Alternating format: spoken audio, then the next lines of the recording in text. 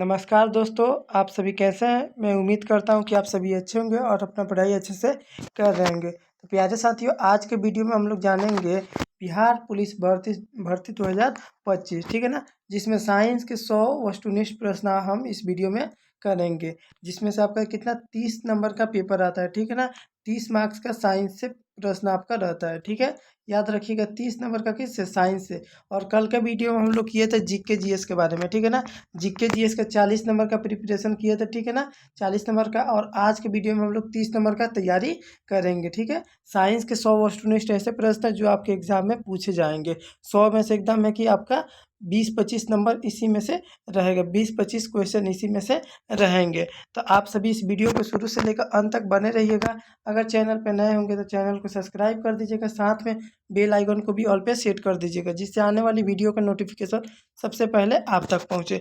प्यारे साथियों, पहले आप इस वीडियो को ज़्यादा से ज़्यादा अपने दोस्तों के पास शेयर कर दीजिए। पहले शेयर कर दीजिए इस वीडियो को, जिससे कि आपके दोस्त सभी भी क्या इस क्लास में जुड़ सके और पढ़ाई का मज़ा ले सके, आनंद ले सके। जो भी तैयारी होगी एकदम बेस्ट होगी। तो आप जल्दी से शेयर कर दीजिए, ठीक है? प्यारे साथियों, शेयर कर दीजिए। इसमें 100 साइंस का वस्तुनिष्ठ प्रश्न बताया जाएगा, जो आपके एग्जाम के लिए बहुत ही वीवीआई है, ठीक है ना? चलिए बढ़ते हैं अपनी क्लास की तरफ। देखिएगा पहला प्रश्न क्या है। पहला प्रश्न देखिएगा, जल का रासायनिक सूत्र बताइए। देखिए कितना अच्छा क्वेश्चन पूछा गया है। जल का आपको रासायनिक सूत्र बताना है। तो जल का रासायनिक सूत्र क्या होता है? H2O होता है। क्या होता है प्यारे साथियों? H2O होता है। ऑप्शन नंबर बी आपका सही जवाब हो जाएगा। जल का रासायनिक सूत्र क्या होता है? तो H2O, यानी कि हाइड्रोजन प्लस ऑक्सीजन, ठीक है ना? H2O आपका सही जवाब हो जाएगा। अगला प्रश्न देखिएगा, अगला प्रश्न 2 नंबर देखिएगा। मानव शरीर में सबसे बड़ी ग्रंथि कौन सी है? मानव शरीर की सबसे बड़ी ग्रंथि हम लोग किसे कहते हैं? तो यकृत को कहते हैं। किसको कहते हैं? यकृत को कहते हैं। ऑप्शन नंबर सी आपका सही जवाब हो जाएगा। यकृत मानव शरीर की सबसे बड़ी ग्रंथि कहलाती है। अगला प्रश्न है 3 नंबर। प्रकाश का वेग कितना होता है? वेग का मतलब होता है प्यारे साथियों चाल, ठीक है ना?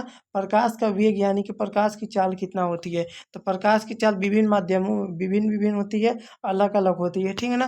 तो इसमें पूछा गया प्रकाश का वेग यानी प्रकाश की चाल क्या होता है? तो प्रकाश की चाल होता है 3 × 10⁸ मीटर पर सेकेंड, ठीक है ना?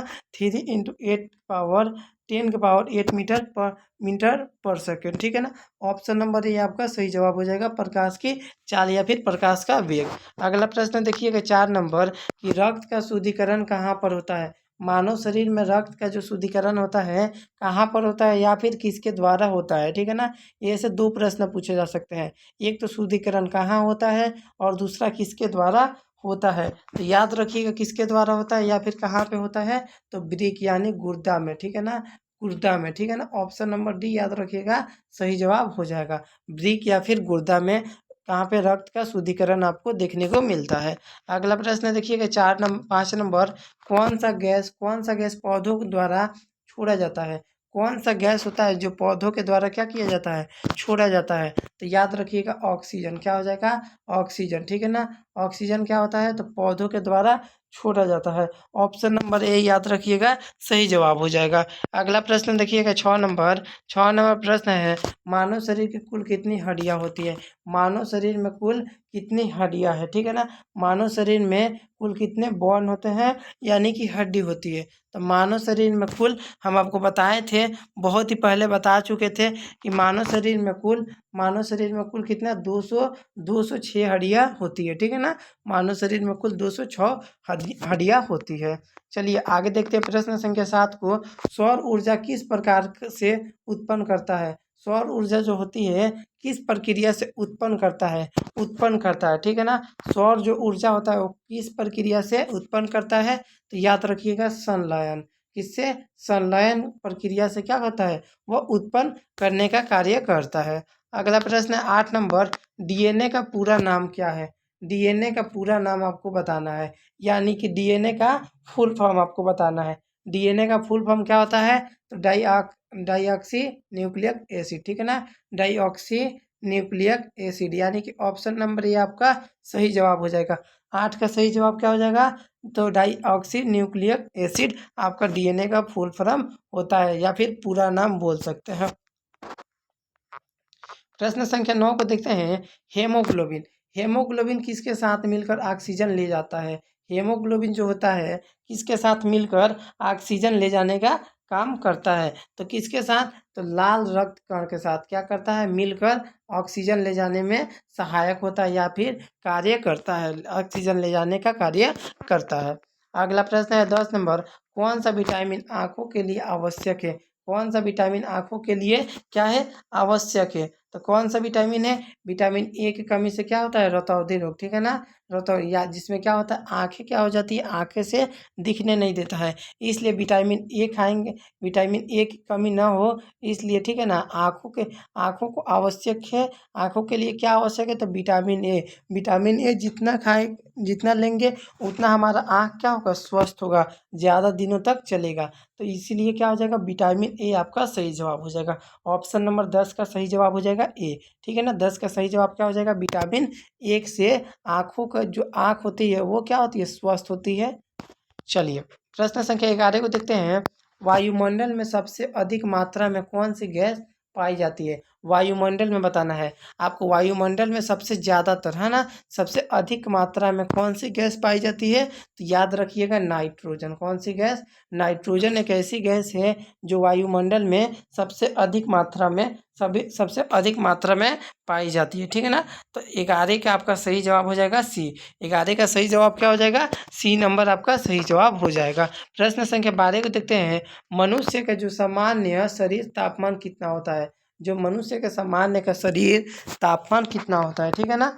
कितना डिग्री सेल्सियस, कितना डिग्री होता है, कितना डिग्री एफ होता है, यानी जो फीवर नापते हैं तो उस टाइम में हम लोग पता करते हैं ना, तो वही बताया जा रहा है कि मनुष्य का जो सामान्य शरीर का तापमान होता है वो कितना होता है? तो मनुष्य के सामान्य शरीर का तापमान 98.6 एफ होता है। क्या होता है? 98.6 एफ होता है। अगर इससे ज़्यादा अगर बढ़ता है 98.6 से, तब आपको जाके क्या होता है? थोड़ा थोड़ा हल्का बुखार आना शुरू हो जाता है। तो याद रखिएगा मनुष्य का सामान्य शरीर का तापमान 98.6 डिग्री फेरस होता है, ठीक है ना? एफ होता है। अगला प्रश्न है 13 नंबर, कौन सी ग्रंथि इंसुलिन स्रावित करती है?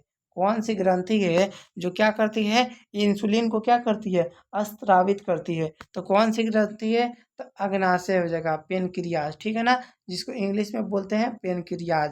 पेनक्रियाज एक ऐसी ग्रंथि है जो इंसुलिन को क्या करती है? स्रावित करती है, ठीक है ना? स्रावित करती है। अगला प्रश्न देखिएगा 14 नंबर, दूध को दही में बदलने के लिए कौन सा सूक्ष्म जीव जिम्मेदार होता है? यानी कि दूध से दही में बदलने के लिए किस सूक्ष्म जीव का होना अति आवश्यक है, यानी फिर या फिर अनिवार्य है? तो कौन से सूक्ष्म जीव का होना अनिवार्य है? तो याद रखिएगा लैक्टोबैसिलस। लैक्टोबैसिलस जो जीवाणु होते हैं या फिर सूक्ष्म जीव, उनका होना बहुत ज़्यादा अत्यधिक है, ठीक है ना? बहुत ज़्यादा ज़रूरी होता है, क्योंकि जो लैक्टोबैसिलस नामक जो जीवाणु होते हैं वही क्या करते हैं? दूध से दही बनाने का कार्य करते हैं। चलिए प्रश्न संख्या 15 को देखते हैं। पानी का उबलने का तापमान क्या है? पानी देखिए, पानी कितना डिग्री पर उबलता है? तो याद रखिएगा पानी का उबलने का जो तापमान होता है 100 डिग्री पर, ठीक है ना? और अगर पूछे पानी बर्फ कब बन जाता है, बर्फ का तापमान कितना होता है? जो तो 0 डिग्री, कितना?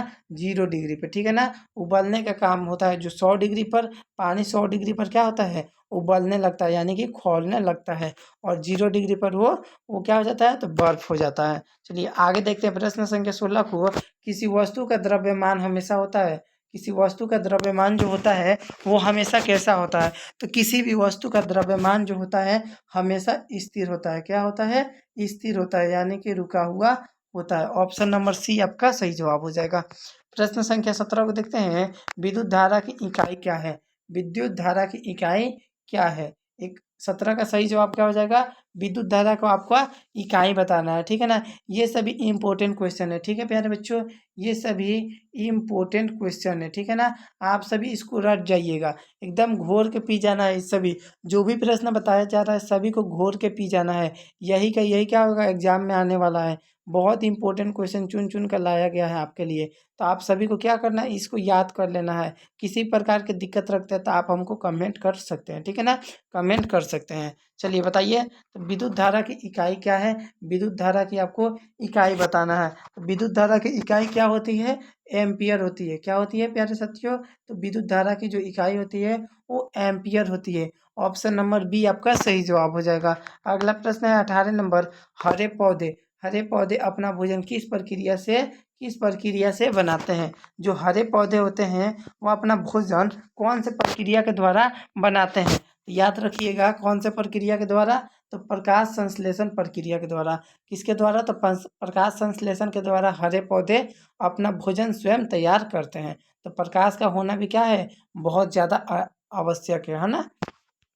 प्रश्न संख्या 19 नंबर कि सूर्य से प्रकाश पृथ्वी पर देखिएगा कि सूर्य से प्रकाश पृथ्वी पर आने में कितना समय लगता है? जो सूर्य का प्रकाश होता है वो पृथ्वी पर आने में कितना समय लेता है? तो याद रखिएगा, लगभग 8 मिनट 20 सेकंड। कितना? लगभग 8 मिनट 20 सेकंड क्या होता है? टाइम लेता है, ठीक है ना। सूर्य का जो प्रकाश होता है वो पृथ्वी पर आने में लगभग 8 मिनट 20 सेकंड का टाइम समय लेता है। अगला प्रश्न है 20 नंबर। निम्नलिखित में कौन सा एक जैविक कचरा है? एक जैविक कचरा है, ठीक है ना। निम्नलिखित में से कौन सा एक जैविक कचरा है? तो एक जैविक कचरा कौन सा हो जाएगा? तो याद रखिएगा, एक जैविक कचरा हो जाएगा सब्जियों का छिलका। क्या हो जाएगा?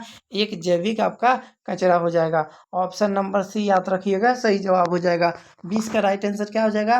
तो सी नंबर आपका सही जवाब हो जाएगा। सब्जियों का छिलका क्या है? तो एक जैविक कचरा है, एक जैविक कचरा है। अगला प्रश्न है 21 नंबर। मानव में रक्त का लाल क्यों होता है? मानव में रक्त का रंग लाल क्यों होता है?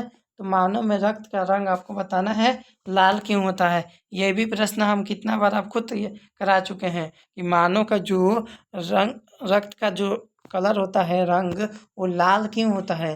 तो हेमोग्लोबिन के कारण होता है, ठीक है ना। होमोग्लोबिन के कारण क्या होता है? तो मानव के रक्त का जो कलर होता है लाल होता है। अब बताइएगा, पेड़ के पत्तियों का रंग होता है जो हरा क्यों होता है? हरा आपको क्यों बताना है? बताइए, तो हरा क्यों होता है? पेड़ के पत्तियों का रंग जो है हरा क्यों होता है? तो याद रखिएगा, क्लोरोफिल के कारण। किसके कारण? क्लोरोफिल के कारण क्या होता है? तो किसी भी पेड़ की पत्तियां हरी दिखाई देती है। चलिए आगे देखते हैं। आगे 22 नंबर की सबसे छोटी हड्डी वाला अंग कौन सा है? सबसे छोटी हड्डी वाला अंग बताना है। सबसे छोटी हड्डी वाला अंग आपको बताना है। सबसे छोटी हड्डी वाला अंग क्या हो जाएगा? तो कान हो जाएगा। क्या हो जाएगा प्यारे साथियों? कान आपका सबसे छोटी हड्डी वाला अंग हो जाएगा। अगला प्रश्न देखिएगा 23 नंबर। प्रकाश व परिवर्तन का नियम किस पर आधारित है? प्रकाश का जो परिवर्तन का नियम है वो प्रकाश व परिवर्तन का नियम किस किस नियम पर आधारित है? परिवर्तन का नियम किस पर आधारित है? तो किस पर आधारित है? प्रकाश का परिवर्तन पर ही आधारित है।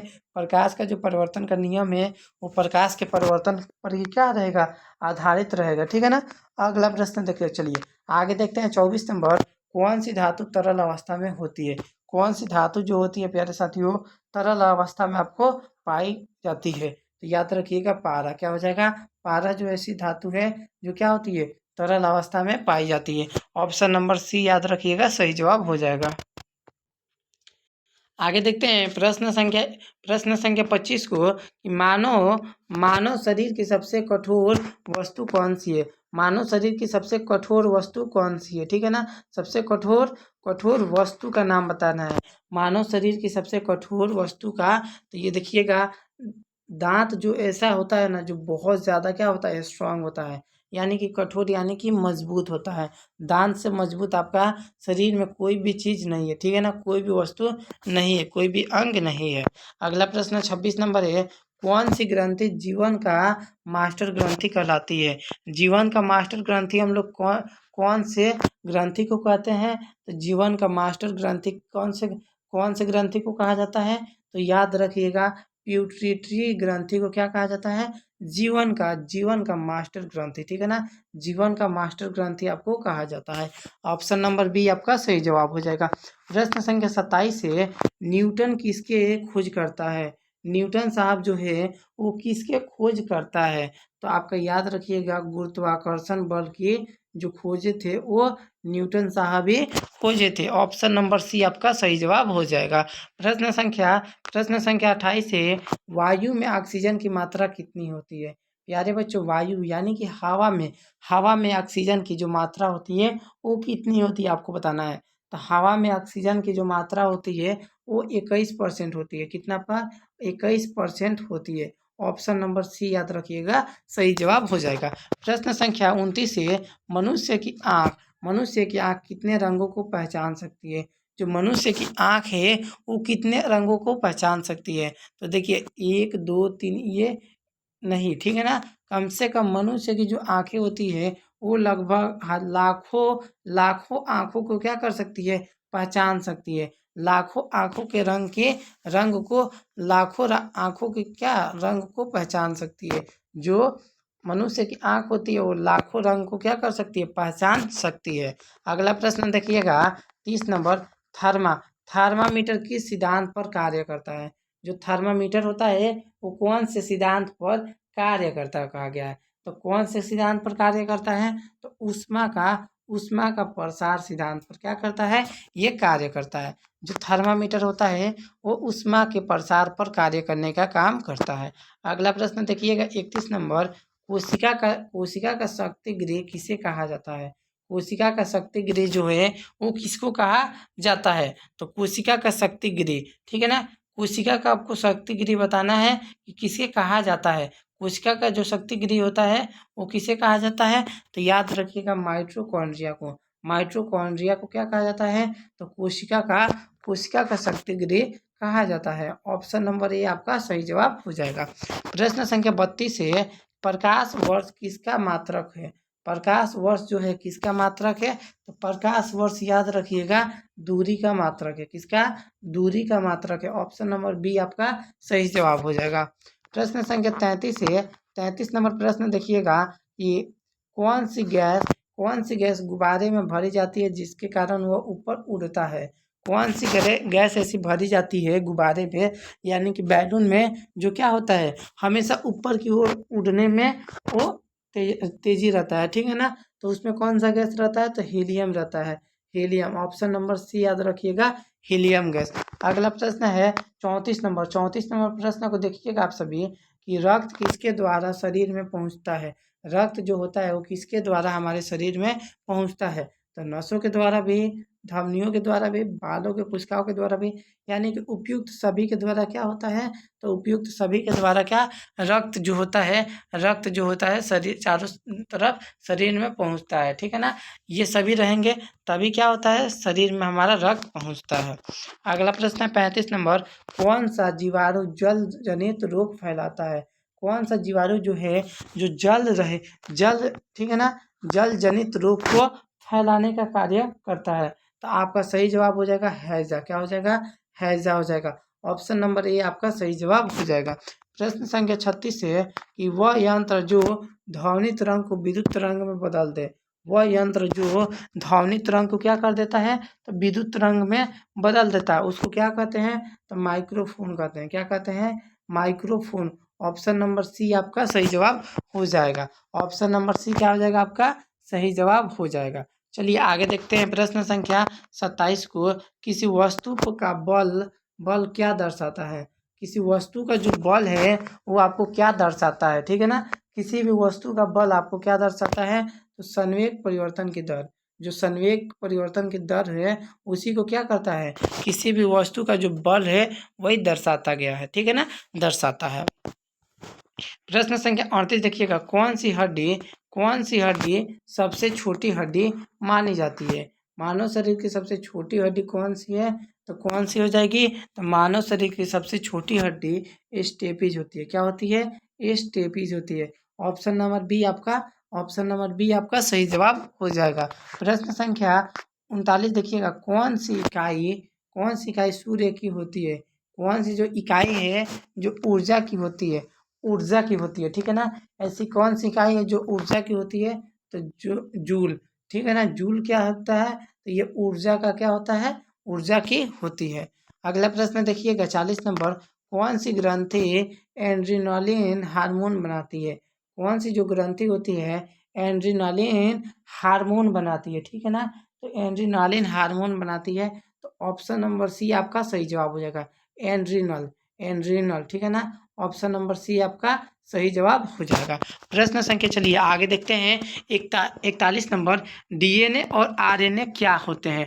डीएनए और आरएनए क्या होते हैं? आपको बताना है डीएनए और आरएनए क्या होते हैं। तो डीएनए और आरएनए क्या होते हैं? तो एक न्यूक्लिक एसिड होते हैं, अम्ल होते हैं।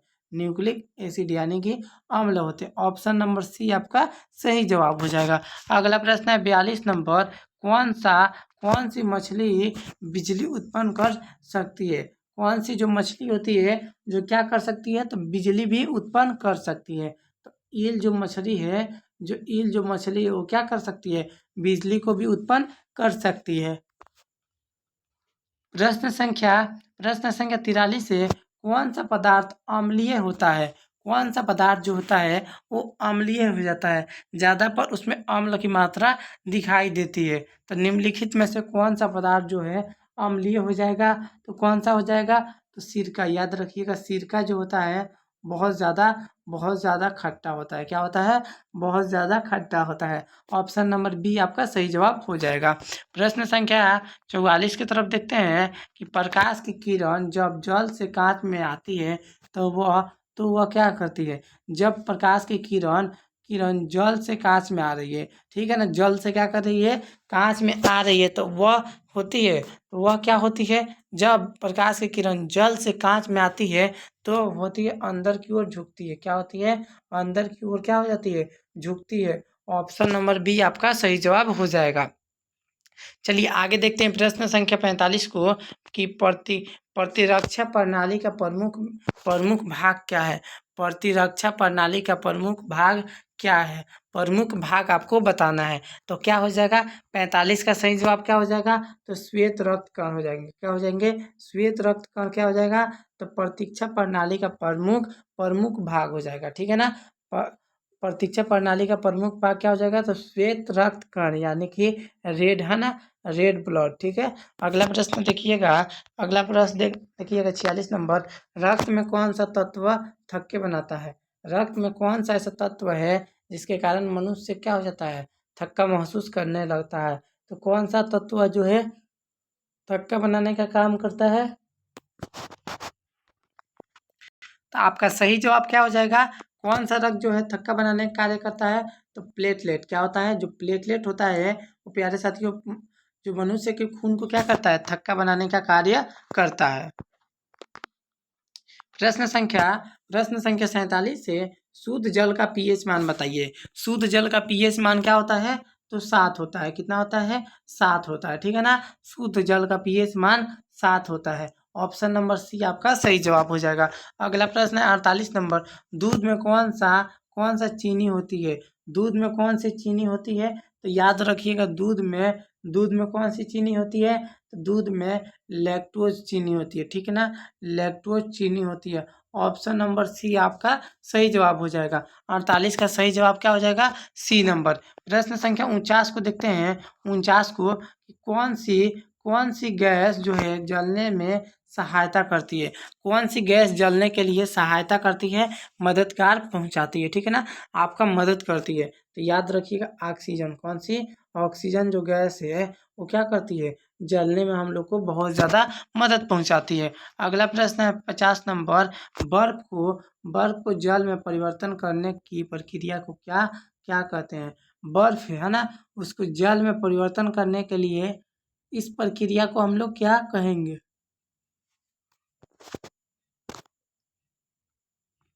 तो हम लोग उस प्रक्रिया को क्या कहते हैं? तो देखिए, बर्फ में परिवर्तन करने की क्रिया को हम लोग गलन कहते हैं। क्या कहते हैं? गलन यानी मेल्टिंग कहते हैं, है ना। ऑप्शन नंबर बी आपका सही जवाब हो जाएगा। आपका प्यारे साथियों आधा यानी कि हाफ क्वेश्चन क्या हो चुका है? कंप्लीट हो चुका है ना। हाफ क्वेश्चन यानी कि 50 क्वेश्चन क्या हो चुका है, कंप्लीट हो चुका है। तो आप अभी तक इस वीडियो को लाइक नहीं किए होंगे तो लाइक कर दीजिए, चैनल पे नए होंगे तो चैनल को सब्सक्राइब करके बेल आइकन को भी ऑल पे सेट कर दीजिए, ठीक है ना। जल्दी से आप बेल आइकन को ऑल पे सेट कर दीजिए और अपने दोस्तों के पास ज़्यादा से ज़्यादा इस क्लास को शेयर कर दीजिए। शेयर कर दीजिए प्यारे साथियों, शेयर कर दीजिए। आपका एक शेयर, लाइक और एक सब्सक्राइब से हमें बहुत ज़्यादा मोटिवेट मिलता है, ठीक है ना। तो आप सभी शेयर कर दीजिए। चलिए आगे देखते हैं 51 नंबर प्रश्न को। ब्रिक यानी कि किडनी का मुख्य कार्य क्या है। किडनी का जो मुख्य कार्य है वो क्या है, ठीक है ना। बताना है जो किडनी का मुख्य कार्य है वो क्या है। तो याद रखिएगा, रक्त का शुद्धिकरण करना, रक्त को क्या करना, शुद्ध करके रखना, ठीक है ना। ये किसका काम है, तो ये किडनी का काम है, ठीक है ना, किडनी का कार्य है। अगला प्रश्न देखिए, चलिए 52 नंबर, कौन सी जो धातु शरीर के लिए आवश्यक होती है। कौन सी धातु जो होती है शरीर के लिए क्या होती है, तो आवश्यक होती है, इम्पोर्टेंट होती है। तो याद रखिएगा लौह यानी कि लोहा एक ऐसा धातु है जो आपको कौन सी धातु शरीर के लिए आवश्यक होती है, तो लौह यानी कि आयरन, ठीक है ना। आयरन जो होता है शरीर के लिए क्या होता है, आवश्यक होता है, ठीक है। अगला प्रश्न चलिए देखते हैं। अगला प्रश्न है 53 नंबर, कौन सा कौन सा एक हार्मोन कौन सा एक हार्मोन पौधे वृद्धि को नियंत्रित करता है। कौन सा एक हार्मोन जो होता है पौधे में वृद्धि को क्या करने का काम करता है, तो नियंत्रित करने का कार्य करता है। तो कौन सा 53 का सही जवाब क्या हो जाएगा, ऑक्सीजन हो जाएगा, ऑक्सीन हो जाएगा, क्या हो जाएगा, ऑक्सीन। ऑप्शन नंबर सी आपका सही जवाब हो जाएगा, ठीक है ना। ऑप्शन नंबर 53 का सही जवाब क्या हो जाएगा, सी नंबर। प्रश्न संख्या 54 है, ध्वनि की गति सबसे अधिक किस माध्यम में होती है, किस माध्यम में होती है। जो ध्वनि की जो गति होती है वो सबसे ज़्यादा कौन से माध्यम में होती है, तो याद रखिएगा कौन से माध्यम में होती है, तो ठोस माध्यम में होती है। कौन से, ठोस माध्यम में होती है। ऑप्शन नंबर डी आपका सही जवाब हो जाएगा। प्रश्न संख्या 55 है, प्रकाश किस प्रकार की तरंग है। प्रकाश किस प्रकार का क्या है, तो एक तरंग है। तो प्रकाश किस प्रकार का एक तरंग है, तो विद्युत चुंबकीय तरंग। कैसा, तो विद्युत चुंबकीय तरंग है। प्रकाश क्या है, तो एक विद्युत चुंबकीय तरंग के नाम से भी जाना जाता है। चलिए प्रश्न संख्या 56 को देखते हैं। सूर्य की किरणें में कौन सा विटामिन पाया जाता है। सूर्य की किरण में कौन सी विटामिन पाई जाती है, तो विटामिन डी। कौन सा, vitamin number D. Option number C आपका सही जवाब हो जाएगा, विटामिन डी। सूर्य की किरण में जो सुबह सुबह हम लोग हवा लेते हैं उसमें विटामिन डी आपको मिलता है। अगला प्रश्न है 57 नंबर, ओजोन परत का क्या कार्य है। ओजोन परत का जो कार्य है वो क्या है, ठीक है ना। 57 का सही जवाब बताइएगा। ओजोन परत का जो कार्य है क्या है, तो पराबैंगनी किरणों को रोकना। पराबैंगनिक जो भी किरणें हैं उसको ओजोन परत क्या करता है, तो रोकने का कार्य करता है, ठीक है ना, रोकने का कार्य करता है। चलिए आगे देखते हैं 58 नंबर, ग्लूकोज किसका उदाहरण है। ग्लूकोज किसका उदाहरण है, ठीक है ना। ग्लूकोज आपको बताना है कि किसका उदाहरण है, तो कार्बोहाइड्रेट।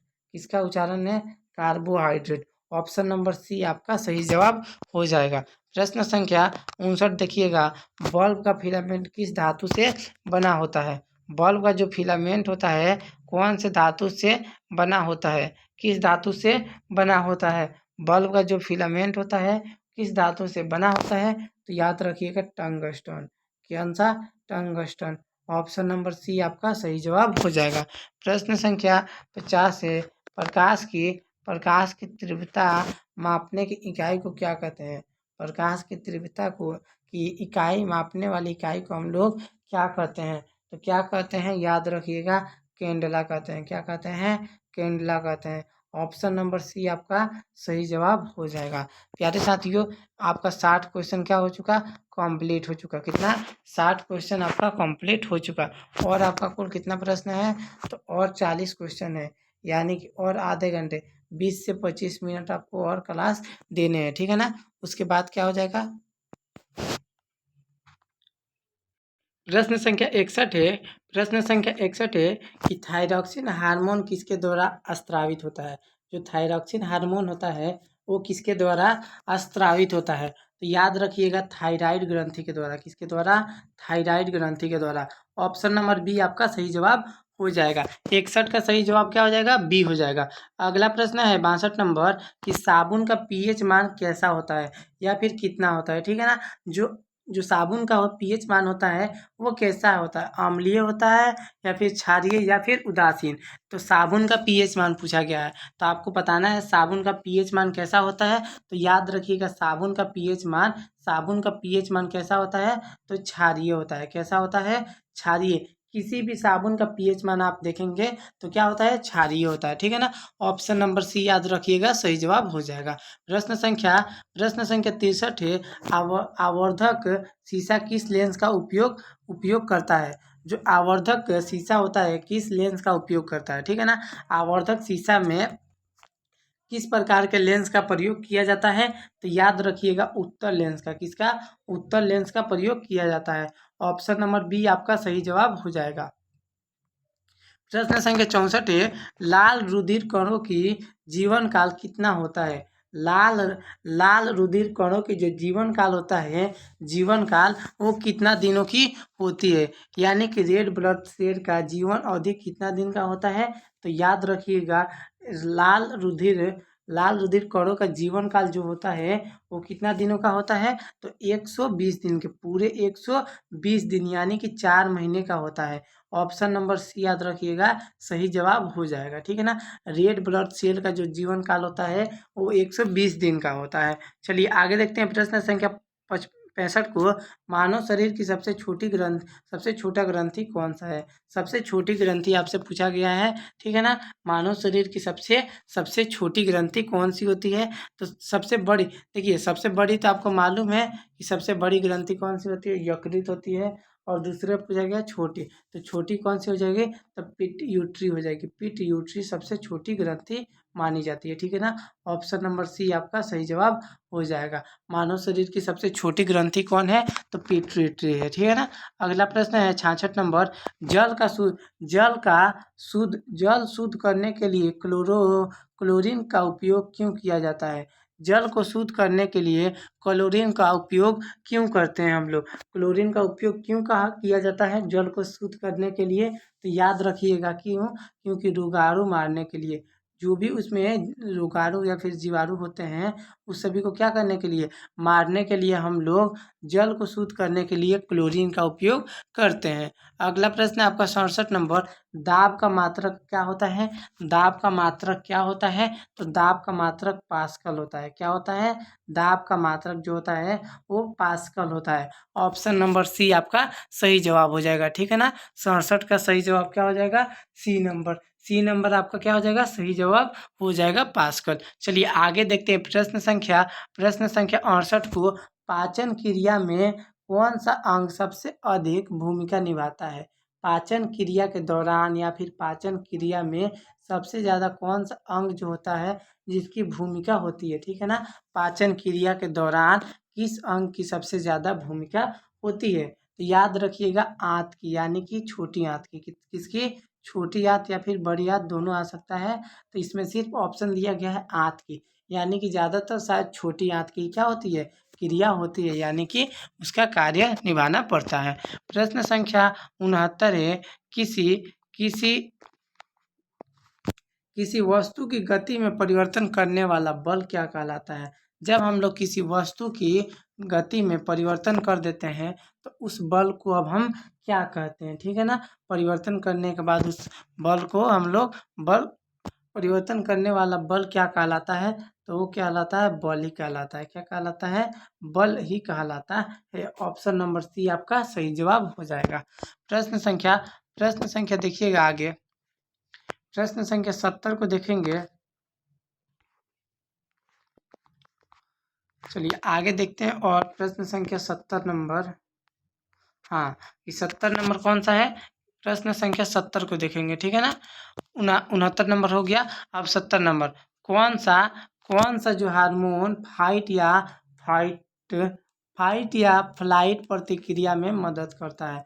कौन सा ऐसा हार्मोन जो होता है जो आपको फाइट या फिर फ्लाइट प्रतिक्रिया में आपको क्या करता है? हेल्प करता है या फिर मदद करता है। तो एंड्रीनालिन क्या हो जाएगा? एंड्रीनालिन जो हार्मोन होता है वो आपको फाइट या फिर फ्लाइट प्रतिक्रिया में क्या करेगा, मदद करेगा, हेल्प करता है। चलिए आगे देखते हैं प्रश्न संख्या 71 नंबर, मानव शरीर में ऊर्जा का स्रोत क्या है? मानव शरीर में सबसे बड़ा ऊर्जा का स्रोत क्या है? तो याद रखिएगा कार्बोहाइड्रेट। क्या हो जाएगा?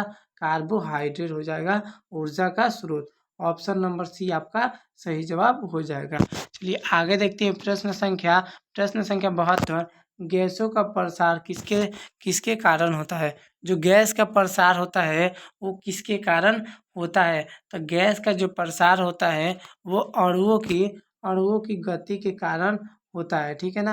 अणुओं की गति के कारण गैस का प्रसार होता है। ऑप्शन नंबर सी आपका सही जवाब हो जाएगा। प्रश्न संख्या 73 है, रंगों प्रश्न संख्या 73 है, रंगों की उत्पत्ति किसकी विशेषता है? रंगों की जो उत्पत्ति है वो किस चीज़ की विशेषता बताती है? तो कौन सी चीज़ की विशेषता बताती है? तो प्रकाश का तरंग दैर्ध्य। किसका? प्रकाश का तरंग दैर्ध्य, ठीक है ना। एक बात याद रखिएगा, जिसका तरंग दैर्ध्य ज़्यादा होता है उसका प्रकीर्णन कम होता है, ठीक है ना। जिसका प्रकीर्णन ज़्यादा होता है उसका तरंग दैर्ध्य कम होता है, दोनों में अंतर बहुत ज़्यादा, ठीक है ना। जिसमें तरंग दैर्ध्य ज़्यादा होगा उसका प्रकीर्णन कम होगा, और जिसका प्रकीर्णन ज़्यादा होगा उसका तरंग दैर्ध्य कम होगा। तो आपका ऑप्शन ए सही जवाब हो जाएगा, प्रकाश का तरंग दैर्ध्य। अगला प्रश्न है 74 नंबर, तापमान नापने का यंत्र क्या है? तापमान नापने वाला यंत्र को हम लोग क्या कहते हैं? तो याद रखिएगा थर्मामीटर कहते हैं। क्या कहते हैं? थर्मामीटर कहते हैं। ऑप्शन नंबर बी आपका सही जवाब हो जाएगा। 74 का सही जवाब क्या हो जाएगा? थर्मामीटर हो जाएगा। चलिए आगे देखते हैं प्रश्न संख्या 75 को, कि लोहे में जंग लगने का क्या कारण है? लोहे में जंग लगने का क्या कारण हो सकता है? तो याद रखिएगा ऑक्सीजन और जल। ऑक्सीजन और वो जल से जब अभिक्रिया कर लेती है तो क्या होता है? लोहा में जंग लग जाता है, ठीक है ना। लोहा में जंग लग जाता है। अगला प्रश्न है 76 नंबर, मनुष्य के शरीर में किसकी ऑक्सीजन का परिवहन होता है? मनुष्य के शरीर में किसके द्वारा ऑक्सीजन का परिवहन होता है? मनुष्य के शरीर में क्या गया है? तो मनुष्य के शरीर में प्ला हेमोग्लोबिन के द्वारा क्या ऑक्सीजन की परिवहन होता है? ऑक्सीजन का परिवहन होता है। ऑप्शन नंबर बी आपका सही जवाब हो जाएगा। मनुष्य के शरीर में जो ऑक्सीजन का परिवहन होता है वो किसके द्वारा? तो हम लोग जानते हैं हेमोग्लोबिन के द्वारा, ठीक है ना। हेमोग्लोबिन के द्वारा। ऑप्शन नंबर बी आपका सही जवाब हो जाएगा। अगला प्रश्न है 77 नंबर, इलेक्ट्रॉन की खोज किसने की थी? इलेक्ट्रॉन की खोज किसने किया था? तो इलेक्ट्रॉन की खोज किसने किया था? तो थॉमसन ने। कौन किए थे? थॉमसन ने, ठीक है ना। ऑप्शन नंबर बी आपका सही जवाब हो जाएगा। इलेक्ट्रॉन की खोज थॉमसन के द्वारा किया गया था। अगला प्रश्न है 78 नंबर, कि पौधे में जल का परिवहन किस ऊतक के द्वारा होता है? पौधे में जल का परिवहन कौन से ऊतक के द्वारा होता है? तो याद रखिएगा पौधे में जल का जो परिवहन होता है वो कौन से ऊतक के द्वारा? तो जाइलम ऊतक के द्वारा होता है, ठीक है ना। जाइलम के द्वारा ही क्या होता है? पौधे में परिवहन की क्रिया होती है, ठीक है। ऑप्शन नंबर बी आपका सही जवाब हो जाएगा। चलिए आगे देखते हैं प्रश्न संख्या 79 है, शरीर में कौन सा अंग इंसुलिन बनाता है? शरीर में कौन सा ऐसा अंग है, कौन सा ऐसा भाग है जो क्या बनाता है? तो इंसुलिन बनाता है, ठीक है ना। इंसुलिन बनाता है। तो शरीर में ऐसा कौन सा अंग है जो इंसुलिन बनाता है? तो अग्नाशय हो जाएगा। क्या हो जाएगा? अग्नाशय हो जाएगा। ऑप्शन नंबर ए आपका सही जवाब हो जाएगा। अगला प्रश्न है 80 नंबर, भोजन में उपस्थित वसा को पचाने में कौन मदद करता है? जो भोजन में उपस्थित वसा को पचाने के लिए कौन मदद करता है? तो भोजन पचाने के लिए कौन मदद करता है? तो याद रखिएगा बाइल, ठीक है ना। यानी कि पित्त जो होता है वो वसा को पचाने में मदद करता है। वसा को पचाने में मदद करता है। ऑप्शन नंबर बी आपका सही जवाब हो जाएगा। 80 का सही जवाब क्या हो जाएगा? राइट आंसर हो जाएगा बी नंबर, पीठ हो जाएगा। अगला प्रश्न है 81 नंबर, हृदय में कुल कितने कक्ष यानी कि चेम्बर होते हैं? मानव हृदय में कुल कितने चेम्बर होते हैं? ये आज के वीडियो में हम कराए थे। आप जाके पोस्ट वाला में देखिएगा, ठीक है ना। जो पोस्ट किया जाता है ना कम्युनिटी पोस्ट, ठीक है। उसमें जाके आप देख सकते हैं कि आज के वीडियो में हम बताएं कि नहीं मानव शरीर में, मानव जो हृदय में कितने चेम्बर यानी कि कितने कक्ष होते हैं। तो उसमें सही जवाब हो जाएगा आपका 4। कितना होता है? 4 होता है, ठीक है ना। एक दायां अलिंद, एक बायां अलिंद, दूसरा तीसरा हो गया दायां निलय, चौथा हो गया दायां बायां निलय, ठीक है ना। 2 को अलिंद होता है और 2 को क्या होता है? निलय होता है, यानी 2-2 यानी कि 4। 4 क्या हो जाएंगे आपके? कक्ष यानी कि चेम्बर। मानव के हृदय में कुल 4 चेम्बर होते हैं। 81 का सही जवाब हो जाएगा option number C. Option number C. प्रश्न संख्या 82 है, मानव शरीर में रक्त का संचार किसके द्वारा होता है? मानव शरीर में रक्त का जो संचार होता है किसके द्वारा होता है? मतलब रक्त किसके द्वारा चारों तरफ फैलता रहता है, चलता है? तो याद रखिएगा हृदय। जब हृदय क्या करता है? पंप करता है, तो मानव शरीर का जो होता है रक्त, वो चारों बॉडी में चारों तरफ क्या हो जाता है? फैल जाता है। तो याद रखिएगा हृदय के द्वारा क्या होता है? मानव शरीर के रक्त का संचार होता है। प्रश्न संख्या 83 है, परमाणु में धनावेश कहाँ स्थित है? परमाणु में धनावेश कहाँ पर स्थित है? तो परमाणु में धनावेश नाभिक में स्थित है। कहाँ पे? नाभिक में स्थित है। तो परमाणु का धन आवेश कहाँ पे स्थित है? तो नाभिक में। ऑप्शन नंबर सी आपका सही जवाब हो जाएगा। प्रश्न संख्या 84 है, कौन सा तारा पृथ्वी का सबसे अधिक निकट है? सबसे पास में कौन सा तारा है? पृथ्वी के कौन सा तारा जो है सबसे निकट है, ठीक है ना। कौन सा तारा जो है पृथ्वी के सबसे निकट है? तो याद रखिएगा कौन सा ऐसा तारा है जो क्या है? पृथ्वी के सबसे निकट है। तो आपका सही जवाब हो जाएगा सूर्य। जो सूर्य हो वो सबसे क्या है? सूर्य ही एक ऐसा है जो पृथ्वी के सबसे ज़्यादा निकट है। अगला प्रश्न है 85 नंबर, श्वसन क्रिया किसमें होती है? श्वसन की जो क्रिया होती है वो किस में होती है, ठीक है ना। श्वसन की क्रिया किस में होती है? तो केवल मनुष्य में, केवल पौधों में, केवल जानवरों में नहीं, सभी जीवों में। कहाँ पे? यानी कि सभी में होती है, ठीक है ना। ऑप्शन नंबर डी आपका सही जवाब हो जाएगा। सभी जगहों पे क्या होती है? तो श्वसन की क्रिया होती है। जीव के लिए भी, जानवर के लिए भी, पेड़ पौधे के लिए भी, मनुष्य के लिए भी क्या? श्वसन की क्रिया का होना बहुत ही ज़्यादा जरूरी है, अति आवश्यक है, ठीक है ना।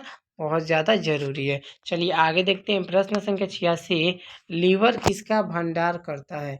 लीवर जो होता है वो किसका किसका भंडार करता है? तो याद रखिएगा लीवर किसका भंडार करता है? तो ग्लाइकोजन का। किसका? ग्लाइकोजन का भंडार करता है। ऑप्शन नंबर सी आपका सही जवाब हो जाएगा। अगला प्रश्न है 87 नंबर, ध्वनि तरंग। ध्वनि तरंग किस माध्यम में यात्रा नहीं कर सकती? जो ध्वनि तरंग होती है कौन से माध्यम में क्या? तो यात्रा नहीं कर सकती। 87 का सही जवाब क्या हो जाएगा? डी नंबर, यानी कि निर्वात में वो क्या कर सकती हैं? यात्रा नहीं कर सकती। ऑप्शन नंबर डी आपका सही जवाब हो जाएगा। प्रश्न संख्या 88 है, शुद्ध जल की विद्युत चालकता कैसी होती है? जो शुद्ध जल होता है उसका जो विद्युत का चालकता होता है वो कैसा होता है या फिर कितना होता है, ठीक है ना। तो कितना होता है याद रखिएगा, सही से याद रखिएगा एकदम कि नहीं होती है, ठीक है ना। जो जल का विद्युत का चालकता होती है वो होती ही नहीं है। क्या? होती ही नहीं है। ऑप्शन नंबर सी आपका सही जवाब हो जाएगा।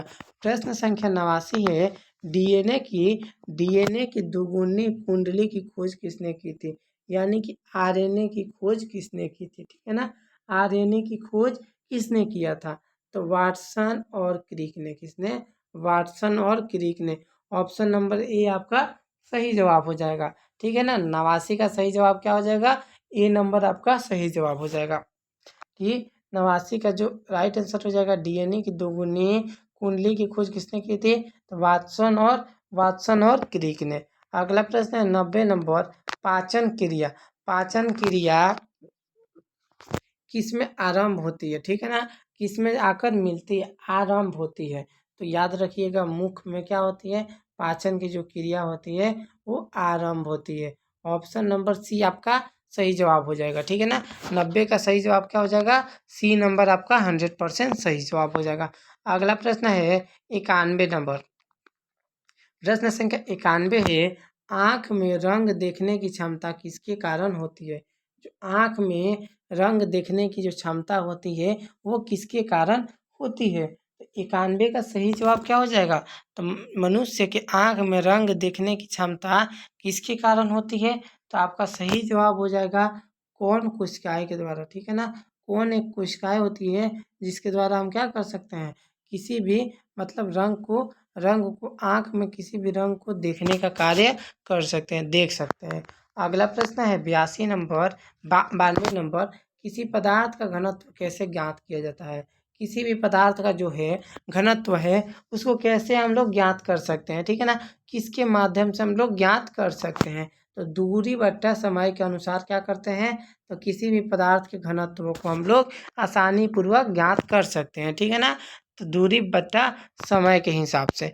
अगला प्रश्न है अगला 93 नंबर कि नाभिकीय रिएक्टर में कौन सा ईंधन प्रयुक्त होता है?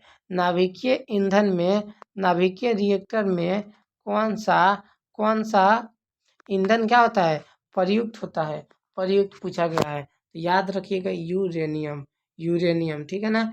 यूरेनियम, ऑप्शन नंबर सी आपका सही जवाब हो जाएगा। सी नंबर आपका सही जवाब हो जाएगा यूरेनियम। चलिए आगे देखते हैं प्रश्न संख्या 94 को कि कौन सी ग्रंथि स्त्रियों के दुर्गंध स्राव नियंत्रित करती है?